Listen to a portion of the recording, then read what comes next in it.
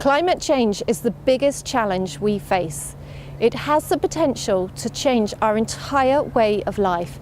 In fact, I would say as a scientist, it already is. The planet has warmed by 1 degree Celsius already, and most of that warming has happened in the last few decades. And it's going to get hotter and hotter. 1 degree Celsius may not sound like much, but it's already having an impact. We're seeing more extreme weather, both here in the UK and around the world. If this is the impact of just 1 degree warming, imagine the impact of 2 or 3 degrees. For decades, researchers argued the global temperature rise must be kept below 2 degrees Celsius to avoid the worst impacts of global warming. But scientists now say that keeping below 1.5 degrees is a far safer limit for the world.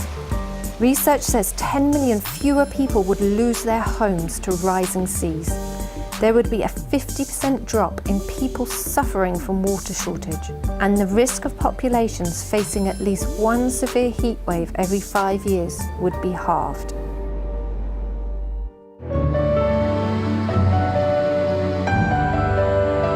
So can it be achieved? Absolutely, but only if we drastically reduce our emissions. The good news is the technologies already exist and they're economically viable. Electric cars, wind farms and solar power. Using less energy and insulating our buildings will all reduce our carbon emissions. And planting more trees and restoring the natural environment will help absorb carbon out of the atmosphere and return the balance of nature. However, to stay within 1.5 degrees Celsius, we need to make these changes as fast as humanly possible.